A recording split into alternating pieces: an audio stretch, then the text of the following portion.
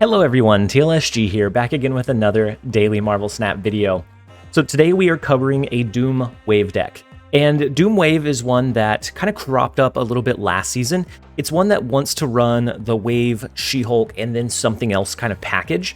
And it does pretty decently. It was in a decent spot, but with a couple of variations, a couple of nerfs to some prevalent decks, this archetype is so phenomenally strong. Now, there's several different ways to build it, a couple of established ways. I've covered both of those in a video previously. I will leave a link to both of them in the description below. They are more accessible. One runs a Chavez for a little bit of a consistency driver, one drops the Chavez, but other than this deck, those two are all pull 3, and they're both very competitive. This one gives you a little bit more flexibility, a little bit more play around, but you also have to have a Hawk, which is a little bit less accessible. But this version has been incredible. I was on a loss streak. I was having a really rough day trying to experiment and check out other decks. And then I saw on untapped.gg their tier list that Doomwave had creeped up into the same tier as Shuri. Since Red Skull got dropped down to 12 power, the win rate for that deck is around 57% over the filters that I've used right now are 70 to 100. With 3,000 plus collection level. I have tweaked it and looked at it from a couple of different angles. Sometimes I go below that 100 to make sure that it's not bot farmers past infinite and a few other variables, but it stays fairly consistent across all of those filters. This is just the one I'm using for reference. So Shuri has around a 57% win rate, and then it has an average cube gain of 0.35. So this has dropped, even though it's a really high win rate, the cube rate is not incredibly high. And that's because it's a very well-known, very established deck. There are decks that are designed to try to just specifically counter those Shuri plays. And it is very known. So if you have the perfect draw, the opponent's going to be able to anticipate it and retreat whenever they have the definite loss. And so then this one, Doomwave, the archetype overall, not specifically this deck, but the archetype overall, has a 54.8% win rate under those same filters. It has a 0.33 average cube gain. So around the same as Shuri. It loses a little bit more often, but it gains more cubes from just kind of that burst or surprise factor that the opponent might not fully anticipate how much power you're going to explode onto the board on the last turn of the game. And so moving over to this deck specifically, if you want to see one of the other ones, of course, they are in the description below. I covered those on videos as well. But this one runs the Hawk package, which is a little bit kind of unique to the Doomwave. Previously, it didn't run Rockslide, it didn't run Zabu, it didn't run Hawk, and it used a couple of other consistency drivers and just good cards, good value, to make sure that you can maintain initiative and the lead across the game. This one switches that up just a little bit by using the Zabu plus Hawk, Rockslide, Shang-Chi, and it has a use that I didn't initially think about whenever I was thinking of this archetype. If you have Zabu and you use Wave, even if you don't draw your She-Hulk, then you can still drop 2 cards. You can drop a Hawk plus a Rockslide, a Hawk plus a Shang-Chi on that last turn as long as you have Zabu down. So it gives you another way to utilize that Wave component to get more advantage out of it than your opponent does. And just overall, it functions phenomenally. While I was running this deck, I went on a just killer win streak. I'm not going to ruin the exact number. I went on just an absurd win streak. I have a win rate of a little over 90% over, it's a relatively small sample size, but it's also not incredibly small either. So it's a 91% win rate, which is insane. Insane for any deck for any number of time, other than just getting really lucky for a short amount of time. But I expect this one to be all over the place very quickly, especially as we start seeing some bigger changes come in. If this deck happens to avoid some of the changes that are coming with the patch next week, then this is poised to be a force to be reckoned with. I think it's in a very strong spot right now. It has a lot of key counters to a lot of the plays that we're seeing, and just overall, I think it runs phenomenally. And with the brief deck explanation out of the way, before we jump over to any games, I would like to introduce you to today's video sponsor. Analyzing and interpreting information well can allow you to get an edge over your competition, whether that be when interviewing for a new job, analyzing the meta for the best strategy to climb quickly, or many other areas. And just like any other skill, this can be learned. Brilliant.org is the best way to learn math and computer science interactively. Brilliant has thousands of lessons that continue to challenge my way of thinking, from data science, AI, and relationship in data, with new lessons added monthly. Learning new skills can be daunting.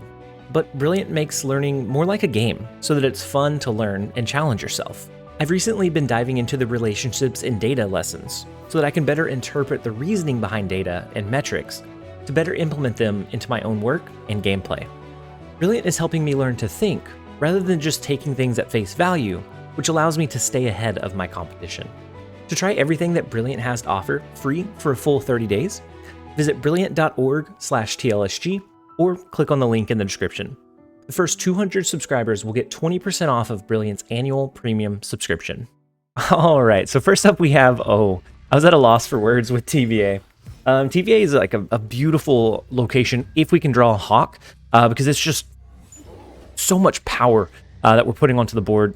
We have to skip on the first 2 turns. We've drawn the entire bottom of our deck. Sokovia discards their Polaris, our She-Hulk, which is tough. Ooh, we do get Hawk though, which is incredible. Let's go ahead and do Mr. Fantastic. From there, depending on where they play, we can play our Hawk, and I think it helps us. Oh my gosh, no way! They already have the Mr. Fantastic black and white, which is beautiful. So where do we go from here? We're at a complete tie right now. Hawk is a 10 power play. So they lost Polaris. I'm thinking, oddly enough, they're playing maybe the exact same deck as we are. So if they do Hawk, that's scary. Because depending on where they play it, if we don't play Hawk of our own, then we could lose. We're just gonna do Hawk mid. Oh, so they stormed the left lane. Oh no. We stacked our big plays in mid, unfortunately. Oh no. So we can do, actually, we're below the Shang-Chi range. This is good for us. We're below the Shang-Chi range. We can do Polaris and Zabu. We're going to put 7 power in the left lane. If we are ahead in the flooded lane, we don't have to worry about Dr. Doom. Even if they play a Dr. Doom on the last turn, we can win it with a Rock Slide and a Shang-Chi. We can win that differential. So it really depends on what they play here, but I think we're in an okay spot, especially with the Zabu coming down. Ooh, Kingpin is a little bit scary. So now I'm expecting a Juggernaut. So right now we're winning in the left lane. This is a Silver Surfer deck. So they have Silver Surfer. They're going to buff up the left lane by 4. If we just do a good old-fashioned Dr. Doom. It's less power impact than the Rock Slide and Shang-Chi. Shang-Chi would be 12 power here, 6 over here, and then it gives us a residual bonus to the Hawk. I'm thinking Juggernaut and Silver Surfer is going to come down here. Juggernaut probably in Sokovia, and then Silver Surfer wherever. I think with Dr. Doom, we can win the left lane even with the 4 power bonus they get here. And they snapped. I explained that a little bit too in depth. I apologize. We do get the Juggernaut in the right lane, and then the Silver Surfer. So we get the read correct on what deck they're running. But by being able to know what deck they're running, we were able to make the informed decision of where to play and what to play on the last turn. Up until we got the read that it was a Silver Surfer, I was thinking the Rock Slide and Shang-Chi. It's better raw value. But with the utility that a Silver Surfer deck has, Juggernaut was going to be incredibly detrimental. So we will go ahead and take the 4 cubes. Let's go ahead and jump over into the next one. All right, next up we have Vibes. We don't know if it's good vibes, bad vibes, it's just vibes. We're just vibing. So the first far left lane, the first location is Nidavellir. So we can do things like Scorpion, Mr. Fantastic. Oh, I need to change to Mooser Fantastic. I did buy the variant. I bought the $5 pack. There were 3 cute variants. I don't see me using the Captain America one very much. I have another variant that I really like, but I liked the Ant-Man. I liked the Mr. Fantastic. I need to switch over to it. I'll do that after this game. We're going to go ahead and start with Scorpion in the left lane. We can do Mr. Fantastic mid. Just seeing the Sunspot, there's several decks that this could be. We'll get a really good read here. Ooh, Sandman. So it's Electro Ramp. Interesting. Okay, so let's do the Mr. Fantastic. We lost our Dr. Doom, which is unfortunate. They could still have a Dr. Doom. They did lose Sandman, though. So, okay, so we get Hawk. That's not bad. It's not a bad Hawk, if you will. Let's do Rock Slide to the right. We can eventually maybe do Hawk or Rock Slide. Yeah, Rock Slide to the right. We can eventually maybe do Hawk in mid. Ooh, so they do an Electro. they wouldn't be running a Galactus with a Sandman. There's no way. Right? They wouldn't do that to us. We could do Wave, but we don't have She-Hulk in hand, so I don't know that we need to. And they can only play one card per turn, so it doesn't necessarily disrupt them either. Shang-Chi is a play in Nidavellir. Good play, bad play, I don't know, but it's definitely a play. Let's do Hawk in mid. If they steal tempo from us, some way, shape, or form, and they end up doing their Doctor Doom, their Doombot here or the regular Doctor Doom is going to be within Shang-Chi range. We can swing this location in our favor. And with Hawk being in mid, it's going to be a pretty large. It's going to be a pretty large Hawk. That's going to be hard to overcome. So they use an arrow. Interesting. Okay. They could Odin to repull the arrow, but then they lose mid. They could use the Doctor Doom, which puts 5 here. They're going to hope to win here and here. And actually, we're not restricted to 1 card per turn. We could just do this. This will wipe out their Sunspot. It gives us 10. It gives us 15 power here, so it's going to bring us to 24. It brings them down to 7, plus they'll get an extra 10 once Doctor Doom comes down. So it's 17. We beat them here, they would win here, and we'd beat them in the right lane. Now, they could do a Magneto, but that's just going to pull our Mr. Fantastic. We would still have that reach in the throne room. So this is the play that I'm comfortable with. Even if they have the Mr. I guess they could Magneto and pull our Hawk into mid, yeah? And Rock Slide. Oh.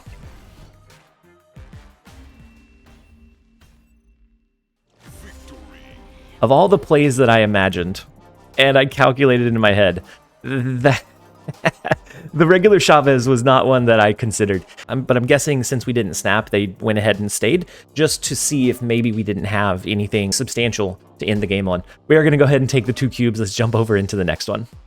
All right, guys. We knew it was going a little bit too well. We were on an 8-game win streak with this deck, and we go up against the one and only Freddy Babes.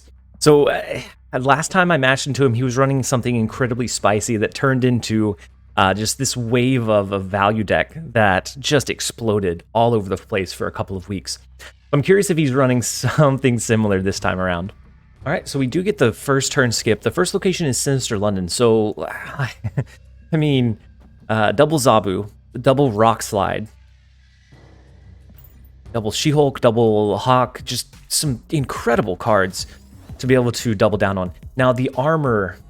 Could Freddy Babes have went to the dark side? Is he running Shuri? Surely he's not running Shuri. We're going to try to disrupt his draw as much as possible. We're going to send the Rock Slide. Ooh. I don't really want to duplicate anything extra here. We're going to go ahead and play Korg over into the right lane. We're going to send them 5 rocks into their deck. So it's going to almost double the current size of their deck. Right now it's 6. It's going to be 11 after we're done with this turn, which is just so gnarly. The Sinister London is wicked. All right, so I think we're going to Polaris into Hala. We're hoping that he plays something, it goes here, we can get an early cap on the far right lane. That gives us a very specific amount of information to try to go off of to find a way to finish off the win. And so we get the 1 card drop in Sinister London. Where does it stack? Ooh, it's a Sunspot. Interesting, okay. It doesn't cap out Hala, so we're still a little bit susceptible there. Let's do our wave. Shang-Chi's still going to be 2 next turn, so we could do 2, 4 if we draw Hawk. We could actually do all 3 potentially. I think that's the line that we're going to go with. Let's go ahead and lock in the wave in mid. Now, if he has something that's like Professor X, it'd be detrimental. Okay, so the She-Hulk comes down. Let's see if we're able to pull this one off. Ooh, we do get the oh my gosh, we get the double Hawk as well. All right, so how do we want to play this one? I think we do She-Hulk. No, Hawk is going to be bigger. So let's do She-Hulk to the right. We're going to do Hawk and Shang-Chi. But we're going to do the She-Hulk last, just in case he's running an arrow. I don't want it to... I don't want it to mess this up. So the Hawk is going to be huge. The Hawk is going to be 16 power. We're going to take out the She-Hulk, and then we'll see what he has up his sleeve for this last turn play. Wait, did I don't know if I did She-Hulk last or not. I meant to. I know I said I was going to. I don't know if I actually did it or not. Can the win streak continue? Right now we're 9-0. I actually haven't lost since switching over to this version of this deck. So we'll see. We'll see if it's able to hold its own. The Taskmaster to copy the She-Hulk. This does look like a Shuri deck that just didn't quite pop. And so we win the right lane, we win the left, we win mid. Just an insane amount of stuff that we were able to do onto the board. We will absolutely take it. We're going to take the 2 cubes. Let's go ahead and jump over into the next one. All right, next up we have Galdis. The first location is Wakanda. We get our wave. We have Zabu as well. And one of the things that I really like about this version of the deck is that you can do the Zabu that makes your 4-cost cards cost 3, so you can either choose to do a couple of those on the last turn. You could do the She-Hulk plus the Doom. It just gives you a little bit more flexibility than your normal deck. Let's do Zabu into Wakanda. We do get the Dr. Doom. Altar of Death is also kind of spicy. We can play our wave. We can sacrifice the wave to be able to do maybe 3 cards on the last turn and just explode a lot of power out onto the board. All right, so they play a Scorpion in the right lane. Not the best for us, but it's not the worst either. The Triskelion is definitely not what we wanted to not what we wanted to see here. But it gives us a sacrifice tool. That'll give us 6 energy on the next turn. We could do a Hulk on 4, wave sacrifice on 5 into just an explosion of cards on the last turn. That sounds good. That sounds like what we want to do. I think that's going to give us the most flexibility, the most benefit, and we still don't know what they're running. All we've seen is the Scorpion. We're going to do the Hulk. Let's do the Hulk in the left lane. That's going to be our win lane. We won't have to worry about a Shang-Chi anymore. It just gives us a good value. Warpath from the Triskelion is interesting. So the Scorpion, the Lizard, it could be maybe it's just a Sarah tech deck. It could be maybe the Toxic Sarah that wants to make sure that you don't lose the extra power from Lizard. I think there's a couple of things that it could be. So turn 5, we are gonna. Ooh. So with wave, this goes down to 2. If we do this, it stays at 4, but we get 10 energy on the last turn. We could do 2 4 costs and then a 6 cost. No, we're just going to do the 1. I think mathematically it works out a little bit better, especially with the reduction from Zabu. I think it works out a little bit better for us to be able to have the discount on She-Hulk. So they do a wave as well, which is a little bit scary. Especially if they, for some reason, have Galactus, and then all of a sudden we just can't do anything here. All right, so how do we play this last turn? So Dr. Doom feels like a necessity. It feels like a must. We can do that. That helps us win this lane, and then, let's see. Their deck is 4, so we could just lean in with this. That wins us mid. All we have to do is worry about winning here. And so we could either do that or we push it over to the right. I think this is the direction we're going to go. We're going to do to the right. Ooh, hope that they play for the left, and they do. So the Dr. Doom. Ooh, so we tie in mid. Oh no, we lose this one, right? Oh no, this is our first loss. Now it's not a 100% win rate deck. It's a 90% win rate deck. Out of the 10 games that I sat down in with the tracker, played with this deck, we won 9 in a row, and then we finally lost our first one. Could we have played that better or differently? Knowing that they had the wave, we probably should have anticipated the Dr. Doom. So we could have sacrificed that second card. On the last turn, we could have done She-Hulk plus Hawk plus Rockslide and tried to compete for this one and this one instead. I think it still would have been a little dicey, but I think we may have been able to do it. We're going to go ahead and take the 2-cube loss. It's a tough one. That one's a tough one. We were on a streak, an incredible streak. Let's go ahead and jump over into the next one.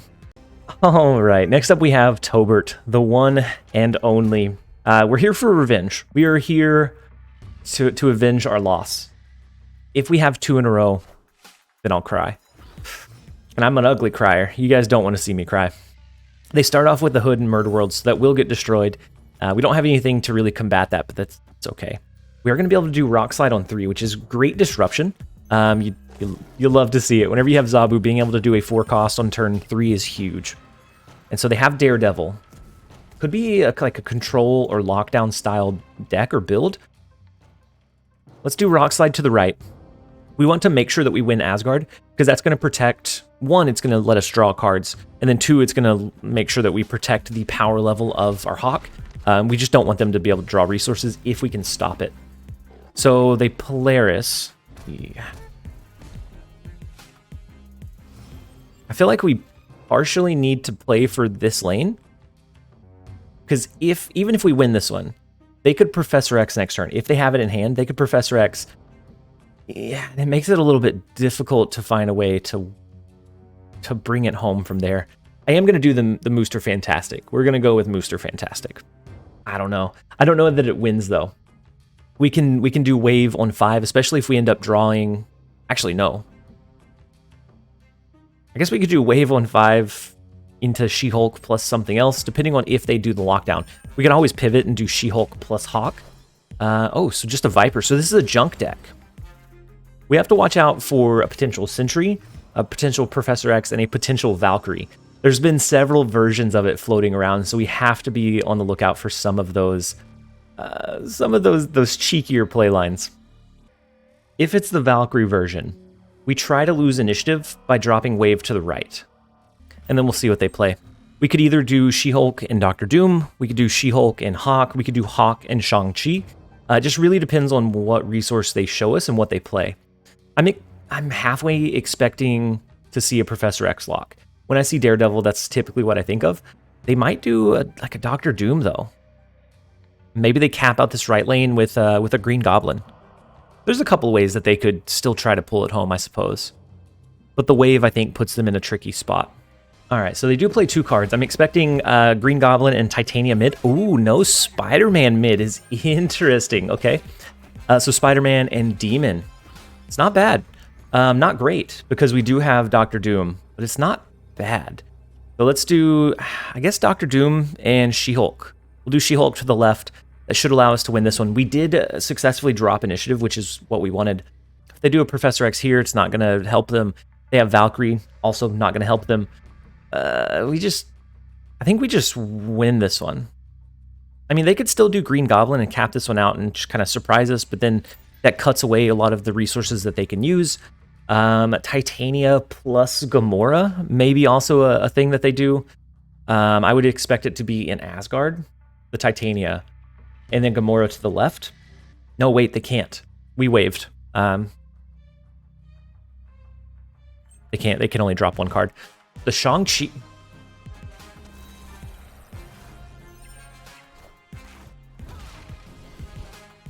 I think they made a couple of bad assumptions there. I think that they assumed they had mid locked down. Because with the Hawk deck, not a lot run Doctor Doom. I know Binks' version did, and this one takes that just a little bit further as well. And then I think they also thought that I still had priority or initiative, and that we were going to reveal first. We'll take a win where we can. That's actually where we're going to go ahead and end the video. That is 10-1, so we played 11 games. We won 10, we lost 1. RIP. It was RIP to the dream. So it's a really, this deck has been phenomenal so far. It kind of takes the flexibility that Binks added with the Doctor Doom, but it takes it a step further by including the Wave, Doom, She-Hulk package that I think brings it all together. It gives you several different ways to play and utilize those cards, and it also restricts your opponent at the same time. I expect this deck to be very, very prevalent in the upcoming meta, depending on what changes we get next week. And so I hope that you guys enjoyed the video. If you did, make sure to give it a like and a comment down below. And as always, this has been TLSG. Later, guys.